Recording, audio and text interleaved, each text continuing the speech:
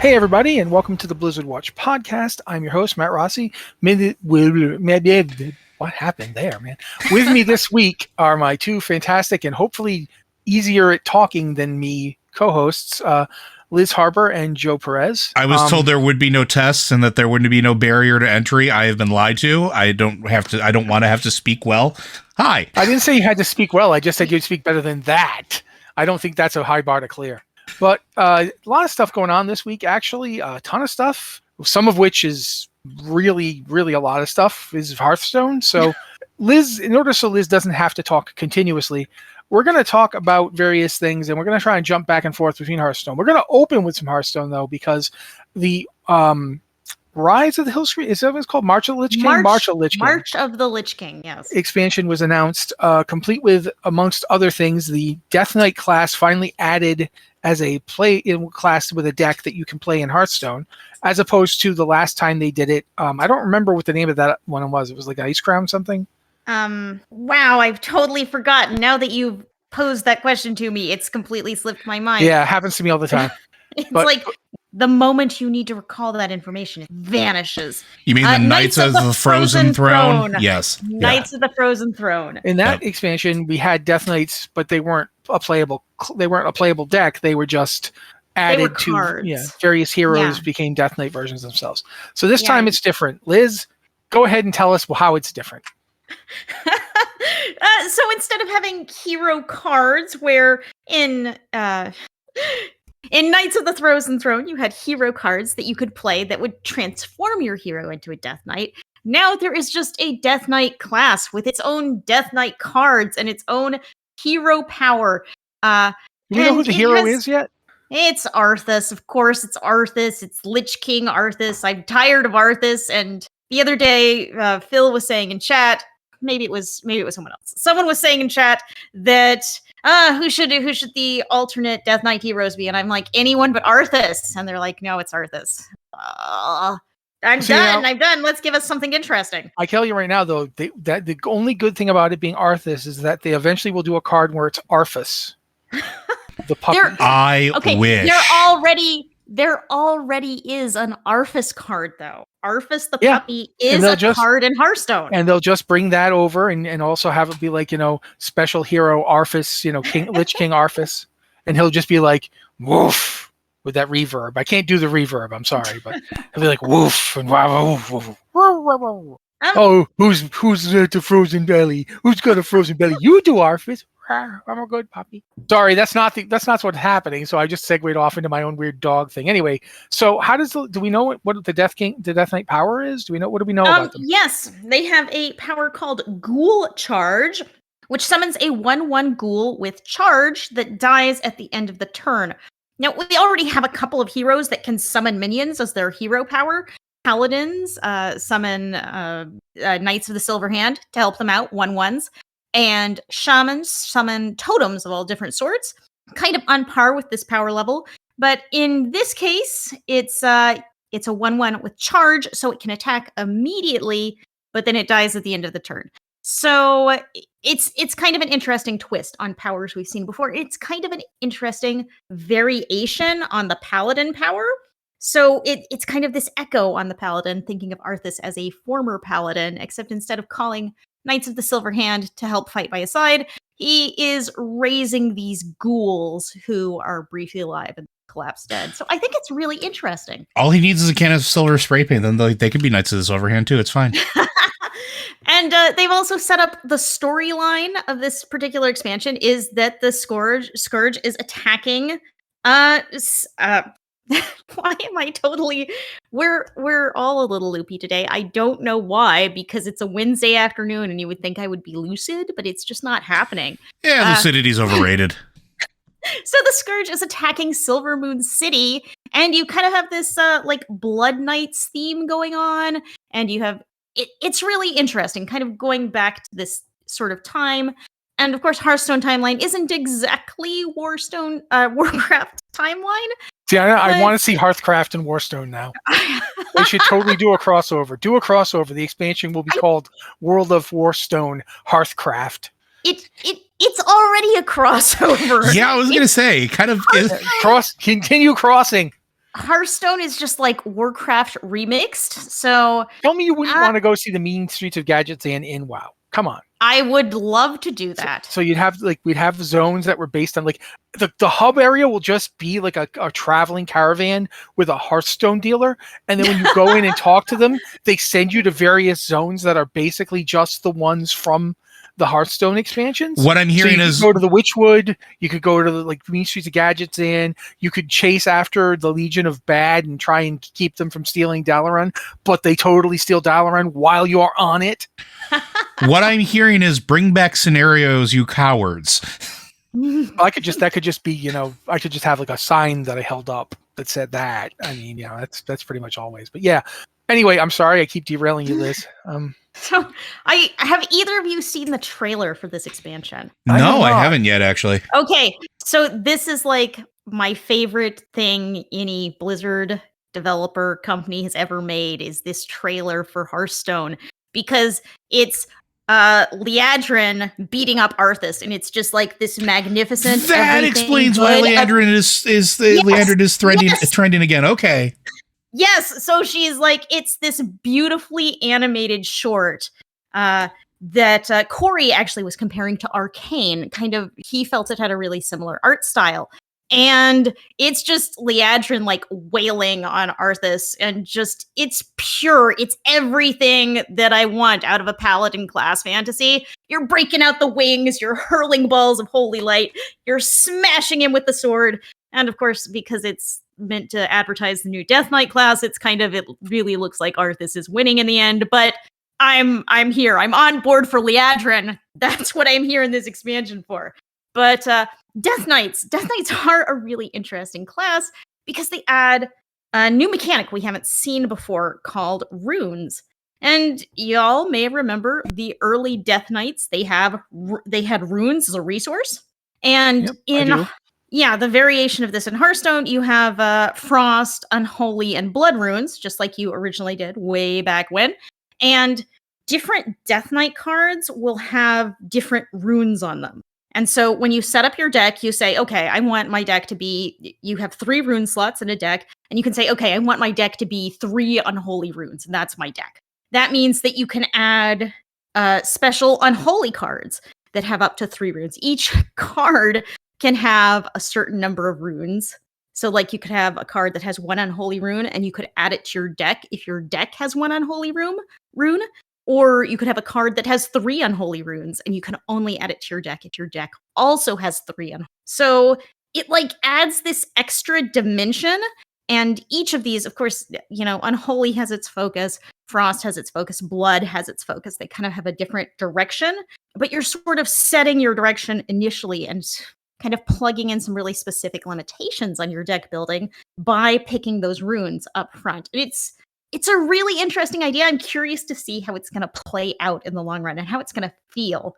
And particularly, how's it going to feel compared to other classes which don't have anything like this? I'm looking at thinking about it right now. One of the things you might have to decide is, do I want to aim for a big 3 rune card? Yeah. Or exactly. do I want to have 1/1/1 so I can play with a lot of the low tier cards? Or do I want to try and go 2-in-1, and that way I'll have a few of the lower tier ones, but then I'll have a 2 Frost card could be used. There's some flexibility to it, which is really interesting to me as a guy who doesn't play Hearthstone. I'm like, that's interesting. I just watched that trailer by the way, because I wanted to see it. And Liadra is using the starter sword from the Blood Elf starting area. The 2-hander you get, I think every paladin who ever leveled through it had it. The big red sword. Yeah. That's the one she's using. So that's a callback. I mean, I know that I'm the one going, okay, I know how to make this. I can make her outfit. That was pretty much what I was doing. Hearthstone uses all kinds of references to Warcraft, and it's fun that you can go in and just see all of these things echoed. I know I had a conversation with Ben Hearthstone, who's someone in the Hearthstone community, on Twitter about some of the shaman totems, because there's one of the shaman totems is a Draenei totem. And he was saying, this doesn't look like a totem. What is this? What is this? That's not a totem. And I'm like, well, yeah, it's a totem for this specific class in World of Warcraft. But if you don't play World of Warcraft, you would have no idea. And this does not look anything like a totem. Yeah, so sometimes I have to remind myself that I have to remind myself that people play Hearthstone that have never played Warcraft before. Exactly. But you can tell the people who make Hearthstone and make the cards are huge Warcraft fans. And you get all of those callbacks and just really interesting, fun stuff going on. Okay. At this point, we are going to talk about something else for a little bit to give Liz a chance to, drink some water. And first off, I'm going to mention the WoW 12-month subscription thing. Yeah, I did see that. Basically, they took the 6-month subscription thing and everything that you can get from that, and they added even more stuff and said, okay, pay us for 12 months and you get all this other stuff. I've gotten, because I know so many people at World of Warcraft, like on the team for a while there, I'm paid till 2025 off free. Oh, you lucky. Yeah. So I'm lucky, but I'm also not going to sign up for a 12-month sub. You know what I mean? Yeah. Like, because they'll charge me now. No, they won't. They do. They won't. They do. They do. They do. Because when I did that, I thought they didn't. Yeah. I signed up. I fell into the trap. I signed up yesterday. I am paid up for the next 3 months, and I was billed immediately $168. Oof. Yeah. So I mean, that's fine and dandy, and I'm not necessarily saying they shouldn't do that, for whatever. But yeah, I don't. It's a lot to come out in one chunk for me. Yeah. Especially when, again, I'm paid till like 2025, so it's like, yeah, okay. It's like, isn't it like 155 US right now? It's at least for me, it was 168 after taxes. Okay, yeah, and see, like that would go up because I'm in Canada and our dollar is weak against the US right now. So yeah, it would be like 250 here. So yeah, no, not doing that. But I do think a lot of people wanted the 12-month sub thing. So hey, if you wanted it, cool. I'm glad you got it because it does give you a discount. It's cheaper to get a 12-month than it is to pay month by month, if I'm not mistaken. That is correct, but it's a little strange. Like paying month to month is the most expensive, and then you can pay, I believe, in a 3-month increment, which costs less, and then a 6-month increment, which costs even less. And the 12-month does not cost any less than the 6-month. It just gives you a pile of mounts on top of that. Which, I mean, come on, World of Warcraft players. Yeah, I mean, yeah, we are. We want them. We want them. Yeah, the one that I saw is there's a big murloc. It is a murloc that you can ride on, yeah. Yeah, it's like a Gronling, but it's a murloc. Yes, it's huge. It's huge and, like, horrifying. It's this special kind of horrifying. And there's cute. Isn't there a beetle? There's a beetle. I love the beetle. It has like this weird flying animation with its little beetle wings. It's great. I'm down for beetle wings that fly. It looks like a stag beetle type thing. Actually, it looks like a rhinoceros beetle. It's got a really cool nose thing going on. So yeah, I'm down with that. I won't be getting it because again, don't have the 250 to drop on this right now. But yeah, they're gonna see if they're ever gonna, like, people don't know if they're ever gonna put these up on the store. And that's something people are talking about. It's like, right now, the only way to get them is to get the 12-month sub. And yeah, for if that's something you want to do, cool. But that's the way that works out. Go ahead. They also teased another mount, a rabbit mount for Year of the Rabbit. Yeah. Yeah, there's a little screen of it. Yeah. So that's probably going to be showing up soon. Because who would not want to ride a rabbit around? I think that's going to be pretty great also. Yes. There's also a WoW Classic mount. It's some kind of Drakey deal. I can't tell. Like I don't remember it from actual, Wrath of the Lich King. No, it's new. Yeah, but so there's that too.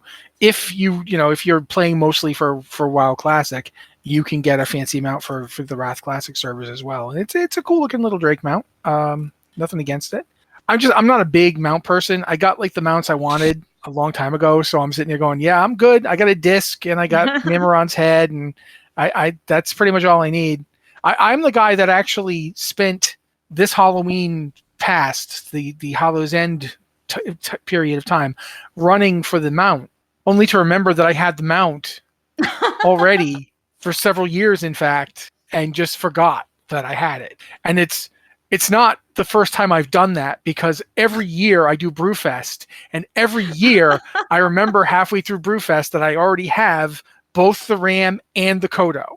So why am I doing this again? Oh, right. I have no reason to be doing this. And then I stop. But it happens every year. Every year I run Brewfest for like a week and going, dang, mount won't drop. And then I'm like, one day I hit my random button and I'm on a Kodo and I'm like, oh, right. I have that. So yeah, I'm not the guy to talk to, but I'm looking at this Murloc and man, if I had the money, I would buy this just for the Murloc because he's chunky. He's a chunky Murloc, guys. He doesn't just look like a normal Murloc. He's got a throat pouch. He's all bulk, big red hands. This dude, he is perfect. He is the perfect Murloc. I want all Murlocs to look like this from now on. He looks like a deep sea Murloc. I really like this guy. Anyway, so yes, that's happening. That's cool. Do you want to talk about something else, or do you want to go straight into more Hearthstone? Talk about something else. Pick a topic. Let's talk about rated solo shuffle, because that's something we talked about last week on the site, but we didn't get a chance to talk about it on the podcast. Yeah. Basically, in Shadowlands, near like the last patch, I believe it was during the Sepulchre, the first one's Zereth Mortis patch, so 9.1, they released a thing like a brawl called Solo Shuffle, which allows you as an independent player to basically queue up for a random heroic, like random arena, where it's you and it's like a healer and I think 2 DPS versus a healer and 2 DPS. So it's like 3 versus 3, but it's completely randomized. In order to keep the team comps from getting like, oh, well, your Death Knight just zoned into a fight with another Death Knight and a Holy Paladin. And unfortunately for the, Resto Shaman and 2 monks that he got, that comp's not going to help, and the Death Knights are going to destroy them. In order for that not to happen, this solo shuffle literally shuffles who you're with. So the 2 healers that are in will eventually be on a squad with every single DPS in there. All 4 of them will eventually be on a squad with each of the healers and so forth. And it goes in 6 rounds. There are 6 characters and there are 6 rounds, which shuffle every time. So you don't keep fighting the same group. You get a different group for each, for lack of word, chapter of the shuffle.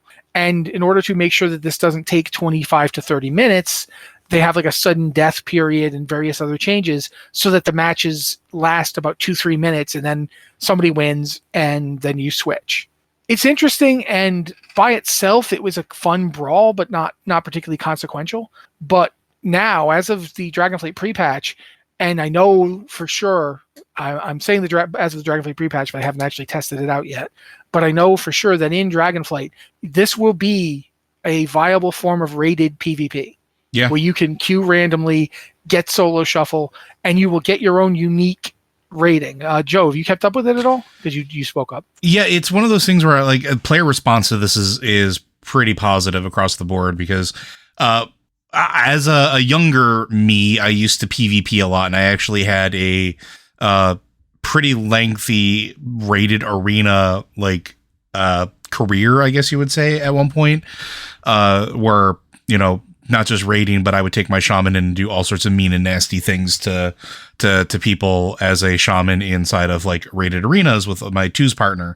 But I haven't had time, because that's a whole dedicated thing. That's a thing that takes as much or more time than raiding to like have a team, put the time together, get good with somebody or a group of people, and then, throw in there. This is taking what would be a big time investment and reducing it to something exceptionally more manageable, allowing you to find people that are in the same situation as you are, not necessarily have to worry about it, and putting everybody on the same equal footing in what they're doing. This is just a net win, like across the board, for anybody who's interested in PvP or used to be interested in PvP and wanted to do like rated arenas and things like that. Like it is phenomenal. I think it is really great. I think it's going to be a ton of fun, and it's probably going to be something that I partake in quite a bit. Yeah, the things I thought were interesting was that first up, it's going to actually do your rating by specialization. Mm-hmm. In that, let's use Liz as an example. Liz is a holy paladin primarily. So if Liz decided to do this, she'd get a rating attached to her holy paladin spec, and gear that she picked up would be for her holy paladin, which would mean it would be accented towards healing. Whereas if she wanted to then hit people with a hammer, I mean, not just the way that holy paladins do, but like literally just wander around hitting people with a hammer. If she wanted to go We ret, multitask. yeah, if she wanted to go ret, her rating would not go to that, and the gear that she could buy for ret wouldn't be based on that rating. She'd actually have to get a different rating. There's even an achievement based on if you get, like for most classes, all 3 of your specs get a decent rating. You'll actually get a special achievement where it's got its own title based on the fact that you can actually do all 3, or 4 in the case of druids, which, boy. Havoc, of course, Havoc and Vengeance Demon Hunters are like, yay, we can get that title in two moves. But I mean, that's super good, right? Yeah. No, I think it's interesting. The other thing that they've done is they're making it basically, in addition to the changes that make it go faster, the goal here is to keep people, like, you don't want people to like lock in, and you don't want people to like bail immediately and throw everything off. So they've really focused on the deserter debuff aspect of it, and they basically, if you take off on a team, it doesn't mess up your team. Like the team doesn't get screwed over because you decided you just didn't want to do 6 matches and lose 6 times. Because, you don't have, technically speaking, all 6 people in the match are effectively on a team, because at some point you will be fighting against and fighting alongside all of these people. The only people who will never be grouped up together are the healers. All of the DPS will be with both healers. The healers themselves will be the only ones who will never be on a team with each other. So it's interesting. How do you feel about that? Like that aspect of it? Do you think that's a good move? Do you think that healers should kind of be rotated more, maybe even team up with each other against like all DPS or something? Like, what do you think? Never. I don't know. I was trying so hard to get Joe to say yes to that, because man, it would be funny. No, we did that once. Sorry, go ahead, Liz. It's also going to be interesting in this new world of talent trees, because, for example, I think almost all healers can pick up an interrupt now. Yeah. So, yeah. So healers have a lot more options when you're just a heal in a PvP situation. I just imagine each healer interrupting the other healer. It's like it's the counter spell thing all over again. I mean, that's just back and forth, interrupt. I mean, that's such a big deal in PvP. So it really is, yeah. It adds a new dimension, for better or worse. 2 blood elf paladins. Oh my god, they got like 3 interrupts now. But yeah, so that's coming, or technically it's here, but I don't know if it's rated yet. I haven't had a chance to look, honestly. I've been just running around trying to get my characters like to level so I can be ready for the expansion. I'm really looking forward to the actual event, get a chance to get characters geared up. But at this point, unfortunately for Liz, we're gonna have to toss her back in the Hearthstone wilds, because there's much more to talk about. What do you want to talk about? You want to talk about the Jailer and Hearthstone Battlegrounds? You want to talk about what? I guess just talk about everything else. Because March of the Lich King is coming as an expansion on December 6th, but all of this, or most of this other stuff, is already here, rolled out in a patch this week, is live as you are listening to this. And there's so much. So there's the undead minion type, right? That's new. Okay, that one, that's new, but that's part of the expansion. I've kind of mixed all of my notes together here. I apologize for anyone trying to understand me right now, including my lovely co-hosts. Well, thank you. So yes, the Jailer is coming to Battlegrounds as a new hero.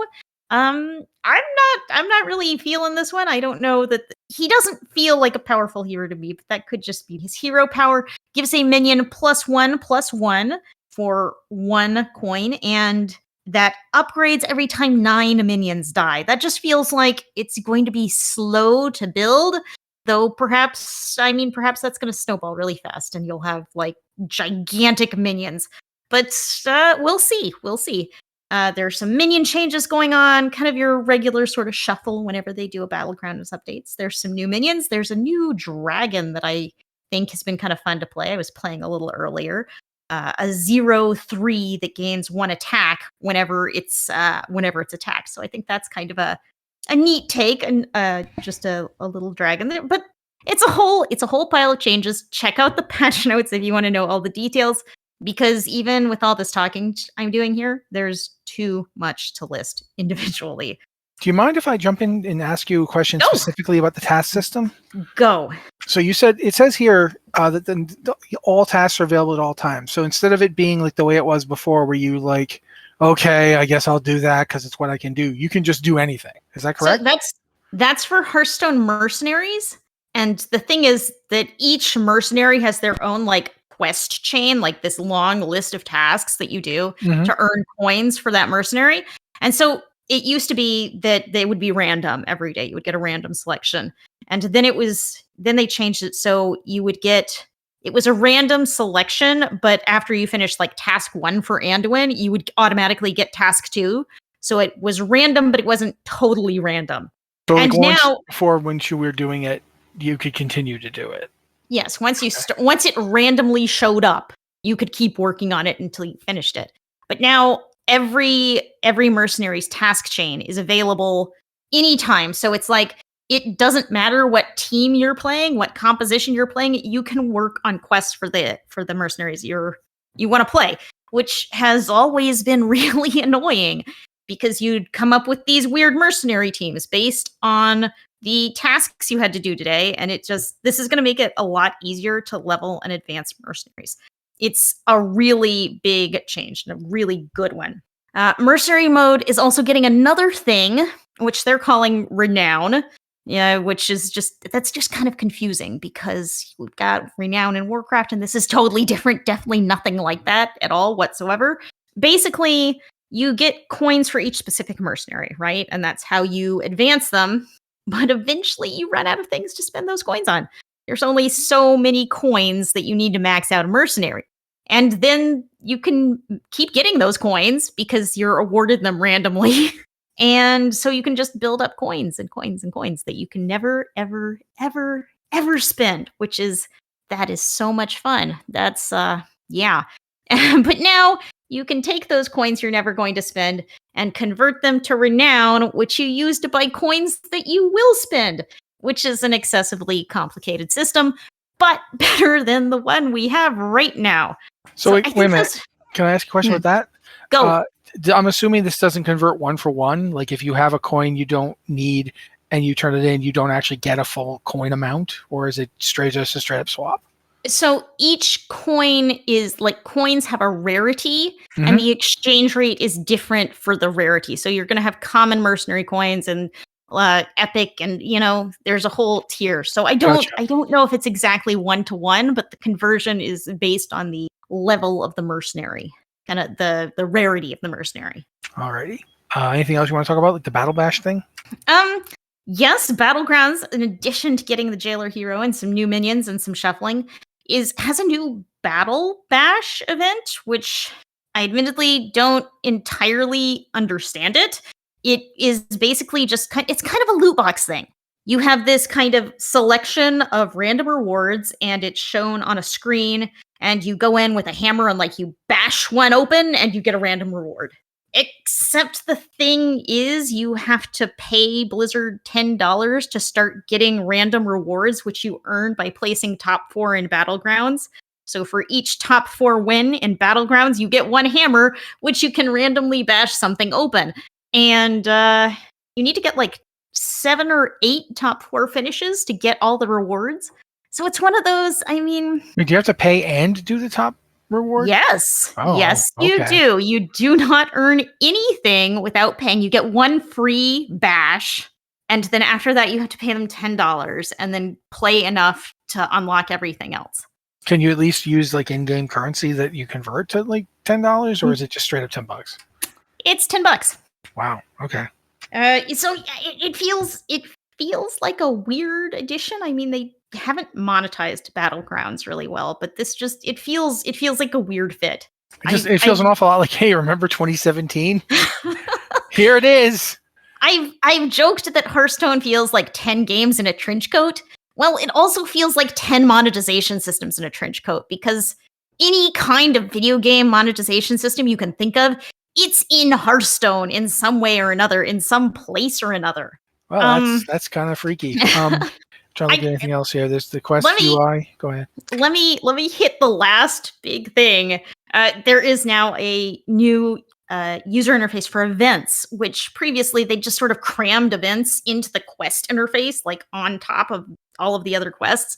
And now it has its own special interface that like explains what the event is, which is something we've never had before, interestingly enough, and has its own little menu for quests, and it tells you what all the rewards are. It kind of makes it look like a battle pass thing. You know, there's a list of rewards along the bottom, and you do X, Y, and Z to earn more rewards. It's a more streamlined system. You know, it fits in like with everything else. It makes sense, as opposed to previously when quests would randomly pop up for events and you didn't know when they were going to pop up or what they would give you, just they were there. So I think there are a lot of good things here. I'm still a little confused about the Battle Bash thing, but overall, a lot of good stuff. A lot of good stuff in Hearthstone. Nice. Okay. And you'll notice we actually managed to talk a little bit so Liz could get air. And now we're going to talk about World of Warcraft again, because there's some things here that Liz pulled up for us. The stamina change is interesting. So if I'm understanding this, based on the forum post, they've increased player stamina by 40%, which theoretically buffs health by a similar amount. And they're buffing damage from mobs by a 40% as well to make healing feel less powerful out in the world. I don't understand what's happening with this.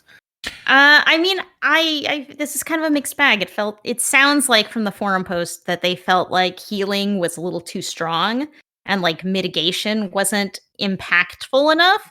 So they've buffed enemy damage, but they've also buffed everyone's health so that you don't have damage so high that it's going to one-shot people and no one has time to respond. Like, if you have big damage that's going to be so dangerous that it's just going to one-shot players, then you don't have time to hit your mitigation buttons. Healers don't have time to cast anything, and that's not fun. So they buffed health as well. Though I've also heard a buzz that now healing feels kind of weak. So we're going to have to see just how this all balances out in the end. I think... Go ahead, Joe. This nukes my mastery. I am useless. I'm not saying that lightly, right? My mastery, like as a Resto Shaman, is based off of missing health. If those health pools are larger now because the stamina is larger, even if damage goes up, it's a diminishing return for me. It almost completely invalidates, if I'm doing the napkin math right, that's like a 23% decrease in the effectiveness of my mastery.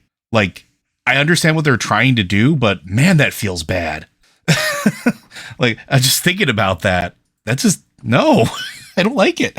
Yeah, I mean, looking at the post that Kyvax made, the Covenant Renown rank deepening bond that increased player stamina by 10% to offset the power gains of Covenant abilities. I was looking at like the idea of taking it up to 40% feels high. At level 70, keep in mind that you won't be seeing this at level 60. This is at level 70. Everything's up by 40%.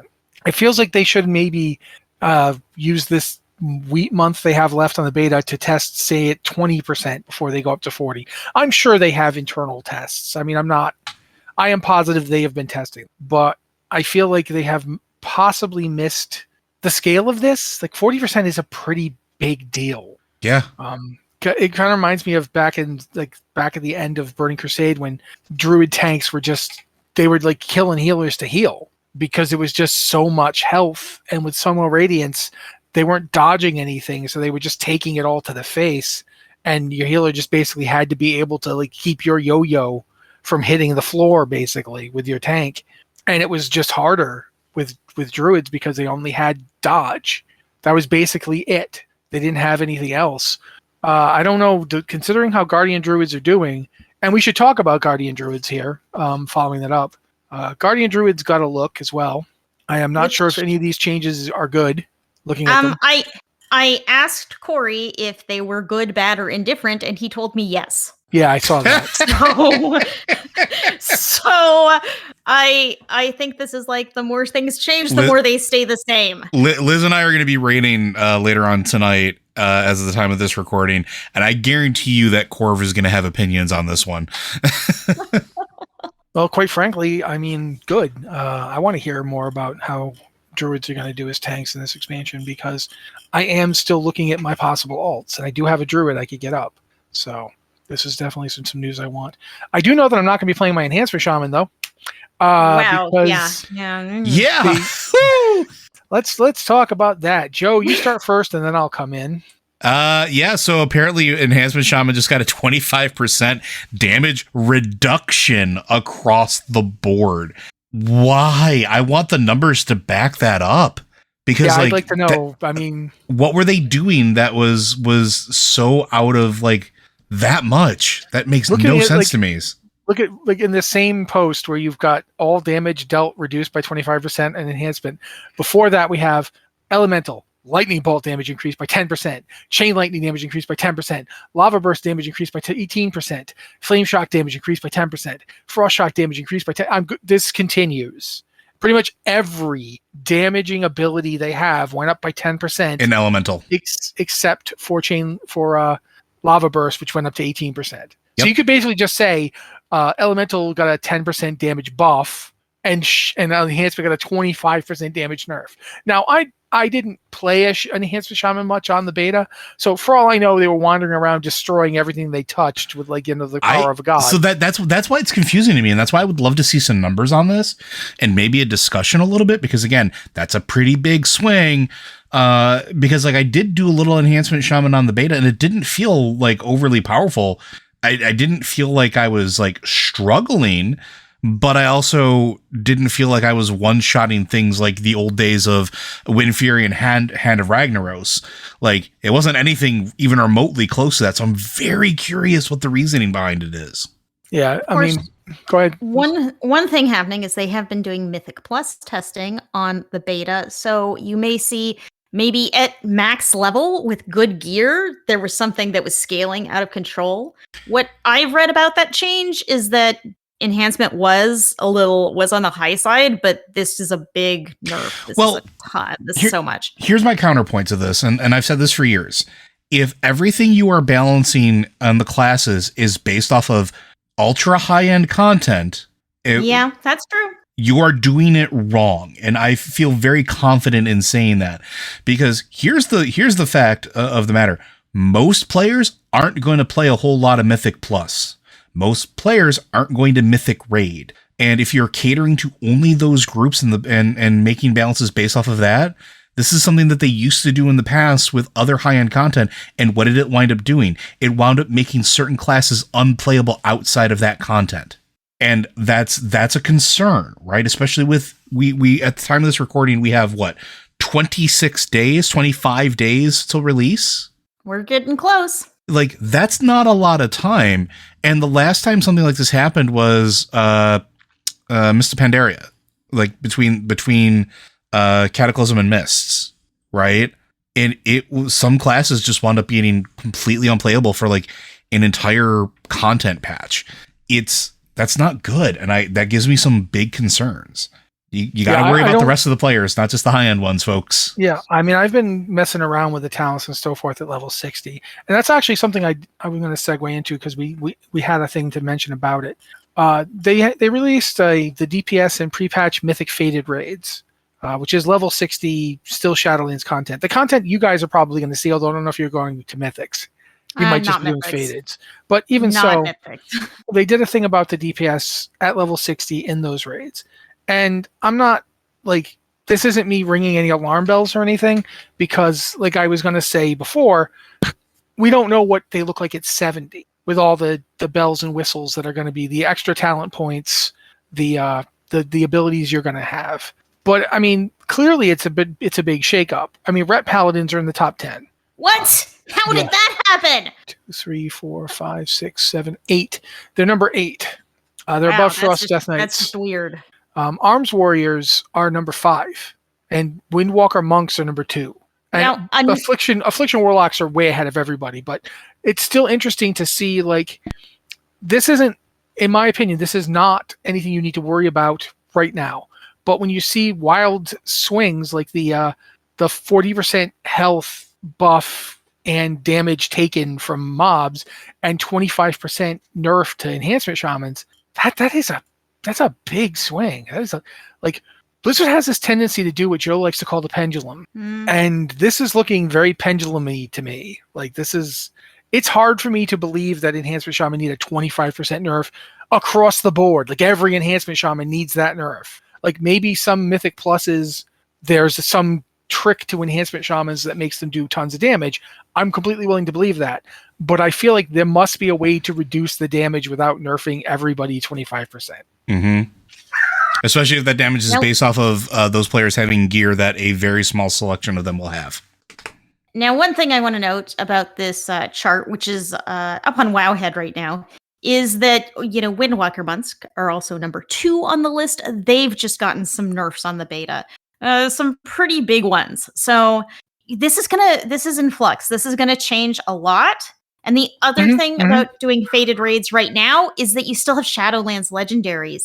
And you're still doubling up on some powers. Yeah, now some of you powers you have as talents, and you still have the Covenant ability. Mm-hmm. So that can actually end up with some really crazy stuff. Yeah, because I'm gonna log out of this, and I'm gonna go spec Vinthier, so I can have Divine Toll and my Vinthier Blood Puddle thing. And I can have my Chain Harvest, and I can go and get I can never remember the name of the one from Bone Town. Why can I not remember names of things today? Well, I can't remember the name of the Vinthier Paladin ability. It's just a big red blood puddle, so that's what I'm saying. It's like, it looks like one of those Bounty commercials where they're like, Bounty can absorb even this blood puddle from this Vinthier. No, my brain has now reminded me that it's Maldraxxus, but I'm still going to call it Bone Town. Yeah, we knew you meant Bone Town. Yeah, we knew. See, this is one of my biggest problems in World of Warcraft. I never learn what anything is called. I just, I recognize it and I can understand it, but I may or may not ever learn the name. So that makes it difficult to explain things to others. Which luckily we don't have to do a lot of, since, we don't work in a field where that would be necessary, thankfully. It's not like we write about World of Warcraft or cover these things for a living. No, definitely not. No big deal. But we should also probably mention there's a bunch of stuff coming from Twitch as well. Like, if you link your account to Twitch there's drops. Stuff. Yeah, there's Twitch drops, including the Feldrake mount and some other stuff. I've not actually gotten a chance to look at this at all, so I'm just reading the thing that Liz wrote here. But yeah, here's the Feldrake. Yep, you can get that. I didn't see what else you got here. There's you can get. Sorry, go ahead, Liz. A Dragonflight pet. Mm-hmm. And let's see, there's an Ichabod pet, which I forget what. That's like a little scarecrow guy. It's a scarecrow that was originally available during All Hallows Eve. You can get the Perpetual Purple Fireworks, the Feldrake, and the Dragonkite. And I think there's another pet as well, isn't there? There's the little dragon dude that they were saying at one point. I mean, I'm looking at the picture what looks like him, but I don't know what it is. So yeah, no idea. Sorry, but it's happening. There are like different days that you need to watch Twitch in order to get the different things. So load up the schedule. They have that over on Wowhead has it. Blizzard has it posted. The first one for the Dragonflight starts on November 15th. So you got some time. You don't have to run to Twitch right now. Although you're on Twitch right now, so. Yeah, well, yeah. Also, just as a warning, I know in the past that Twitch has this lovely thing where they have the lurk function, where it puts you in a specific mode when you want to be watching somebody, but you have to step away or do something else. I don't know that drops work with that, so just be careful. One of the things that I really like about Twitch drops as opposed to YouTube drops is that you can go and check how much progress you've made towards them. There's like, if you go into your user information, it will tell you, it's like, oh, you need to watch another hour and a half. Oh, you need to watch 15 more minutes. So you can tell if it's working, if you're making progress. YouTube, it's always like, it's a surprise. Maybe I watched long enough. Maybe I didn't. I don't know. I'm waiting for one of you guys to say something else and you didn't. So I'm leaping in here. So yeah, one last thing to mention before we'll get to do a question. I don't know. I'm hoping they're disabling Mai from Overwatch 2. Sorry, she's being disabled through November 15th, which is like, what's up with Mai? The bug is the ice wall ability, but apparently with the ice wall ability, you could climb up the ice wall and get into places where you aren't supposed to be able to get to, and then you could basically just ruin fools, and they couldn't do anything about it. So Mai's currently out, but she'll be back once they've gotten rid of the wall exploit. And I'm sorry, I keep thinking to myself, like, man, I wish somebody in WoW had that ability so I could get to places that I would like to go. But yeah, go ahead, Liz. The interesting thing is that this is not the first hero they've disabled because of bugs since Overwatch 2 launched. This is like the fourth hero, or at least the third hero they've had to turn off for a period of time because the it had fourth, I think. Such serious bugs that they're like, okay, this hero is out. And that just seems like a lot. Overwatch 2 has not been out for very long. So it's just a little, Like, I've been watching... According to what I'm looking at here, Mai is the third hero.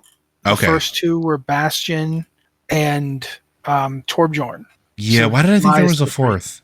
I don't know. Possibly because as we speak, a new one's being found and you just don't know it yet, which is entirely possible because the game's been out for how many weeks now? About a month?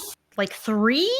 Yeah, so, 3 weeks seems right, yeah. And each week, at least one hero has been down, so it hasn't had its full complement of heroes since it started. I've been watching a lot of... Go ahead. Oh, it was released on October 5th. Thank you, Liperdonic. Wow. And... I don't know. Leo Plerodonic. Kiriko wasn't available and ranked for 2 weeks. That's what I was thinking of. So, like, even the brand new hero wasn't available at that time. It is a weird hot mess. I've been watching like people like review and play it and things like that, and it's just riddled with like weird things. I am very surprised. But yeah, I'm not... Overwatch 2 had a really rocky road to get to the point where they could release it at all. So I'm not 100% surprised that they're having trouble with some heroes. And to be fair, the kind of thing we're talking about with the wall exploit is the kind of thing that would have happened during regular Overwatch 2, because... Oh no, now that's...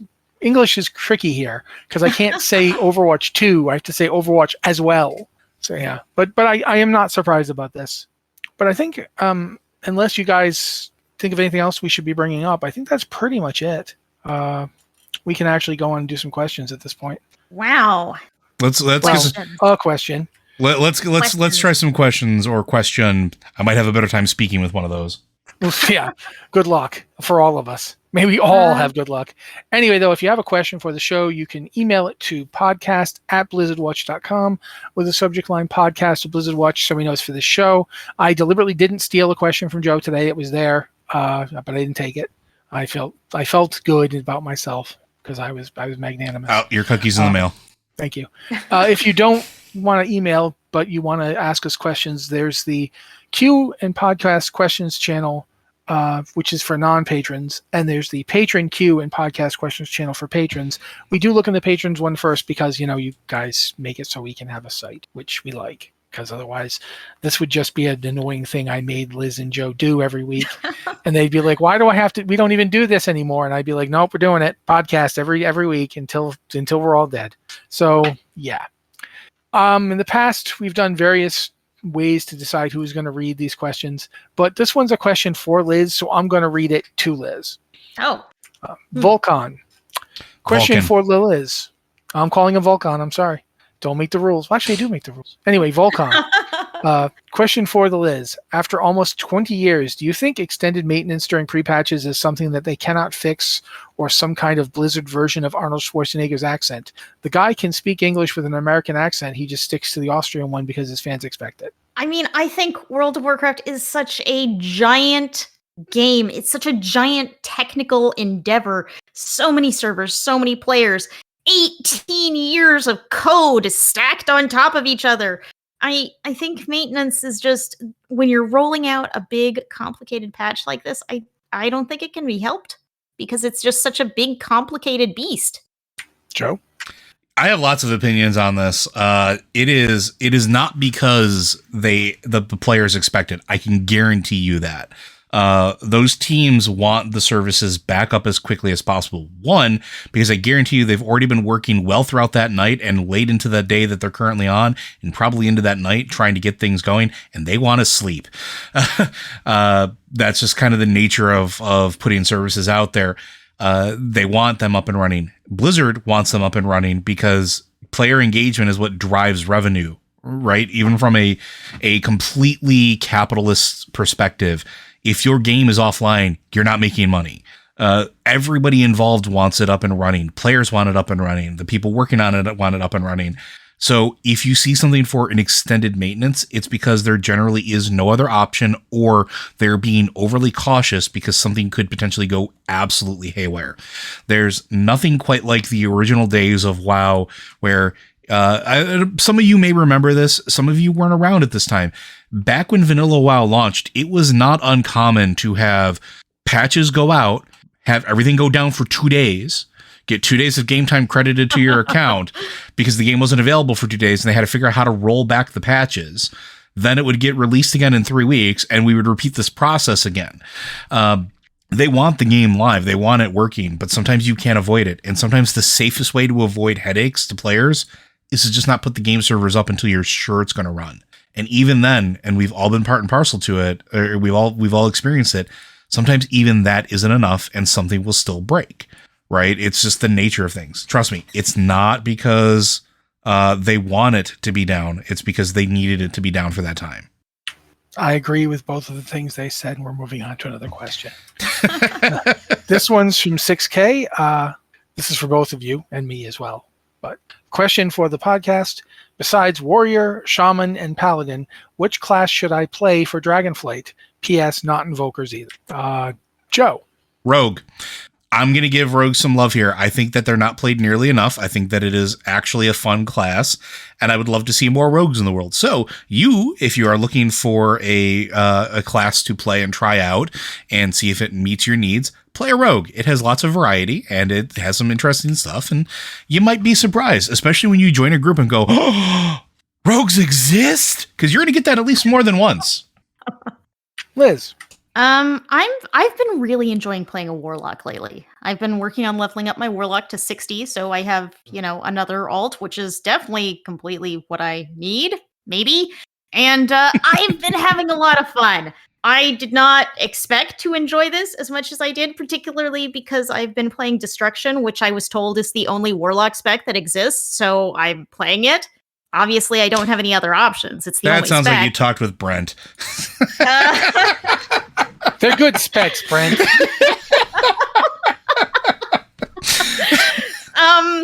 And I figured I would be really squishy because you're a pure DPS caster, and those can be, a tiny bit squishy. But no, warlocks are practically unkillable. Yeah, that's what I found out. Do you remember every time we would do a dungeon together for the leveling stream? Mm-hmm. Everybody would die but Alex. Every time, because Alex was on a warlock, and everybody would die, and then Alex would just solo the boss the last 5%. Every time. Warlock was the very first class I played in World of Warcraft. Back in vanilla, I was a warlock. I was doing molten core, and I was doing realm first raiding, which was a big thing back then. That was a big deal at the time. Banishing Gars. Yeah, and you had to do the Curse of the Elements so that the mages got their damage buff. That was really, I wasn't like a super good player. Hey, Shaman benefited from that too. Thank you very much. Yeah, I was probably an okay player, but it's like they needed a certain number of warlocks to provide the curses. So there I was, up there doing realm first raiding. And now I've come full circle and I'm back to playing this warlock alt. For myself, I'm going to go with my go-to whenever I have to come up with a class other than warrior and, shaman and paladin, because I have alts of all of those. Death Knight. They're just fun. You play Unholy, you can summon an army of dead things. You play Blood, and you can just be a ridiculous tank who just spreads disease and blood everywhere. Even if you're not the most effective tank, it's still a fun tanking spec. And Frost is at the point now where it's basically the fury of Death Knights, where you can dual wield or you can use a big two-hander. I love them all. Death Knights are fun, versatile, fun class. They're not quite up there with druids and paladins for sheer, variety of things you can do. I would basically put the variety thing in. Druids are the undisputed kings of doing everything in the game. Then there's paladins, monks. Then I would start putting in shamans and priests. Warriors and Death Knights, but Death Knights are fun. They can tank, they can DPS multiple ways. They're good in PvP. They can grab people and pull them back if they're getting away. They can grab entire groups of mobs with like one grab and pull them all to the center. They are a fun class. I would definitely say Death Knight. Got time for one more? We can give it a go. Okay, this one's from Aravis. I think Aravis. There's two eyes. What color Drakthir is the best? Purple. Purple. black. Purple's always the best color. Black and purple are pretty close, actually. Let's bring. I mean, it depends. Let's take it back. Let's take it away from Deathwing. I'm gonna go with red because red goes faster. Red does go faster. Purple are very sneaky. True, Red goes faster. Blue is very lucky. Yeah. Yellow is good for drifting. Or orc rules apply here, right? And I mean 40k orc with a K. I was using Fast and the Furious, but sure. both count. Oh boy. I'm pretty sure Vulcan and Korn in our audience will appreciate that. But yeah, I think that's basically it. We have actually gotten 3 questions down. Woot! That's amazing. That's amazing. We didn't even get to do the 16K asked about Diablo, but who knows? Maybe it'll come up. But yeah, I think at this point we are going to segue out because this has been an unusual podcast where none of us can really think very effectively. It's the wrong day. Everything is just not right. Clearly my brain just turns off on Wednesdays because I think your brain just turns off whenever like literally 35 minutes of Hearthstone news drops. It's like, hello, Liz. Listen, You're that's going to fair. Talk a lot about Hearthstone. Straight up, that's just fair. They just yeah, exactly. This is the problem with having 10 games in a trench coat. When there's news for your 10 games in a trench coat, it's news for 10 games in a trench coat. Pretty close. I mean, seriously, I'm starting to believe that. I previously would have said, no, that's hyperbole, but I'm starting to actually go. No, Liz is 100% accurate. Like, oh, that's Hearthstone Battlegrounds, but there's new Hearthstone, hair management, where you give all your heroes like good haircuts. I'm like, curse you! If you put transmog in this, I'm going to destroy you, Hearthstone, because I'll have to play it. But yes, that's been the podcast. If you've got a question for the podcast, I haven't forgotten you, Joe. I know. You can send it to podcast@blizzardwatch.com with the email with the subject line podcast@blizzardwatch, or you can of course go to our Discord and hit us up on the Patreon Q and Podcast Questions channel, or if you're not a patron, the podcast Q and Podcast Questions channel. We love both of these channels very much, like you're our own children. And now, Joe. Blizzard Watch is made possible due to the generous contributions at patreon.com/BlizzardWatch. Your continued support means this podcast site and community is able to thrive and grow. Blizzard Watch supporters enjoy exclusive benefits like early access to the podcast, better chance at having your question answered on our podcast or the queue, and an ads-free site experience. See, I don't have to think for that one. That's just automatic at this point. Yeah, I know how it works. But thank you anyway for doing it, and thank you to both Liz and Joe for being here on the day that we weren't supposed to be doing this, but I was sick yesterday, so just had to do it today. That's how it works. Next week, we'll be going back to Tuesday, I hope. This has been the Blizzard Watch podcast. Thank you guys so much for being here with us, and we will see you next week.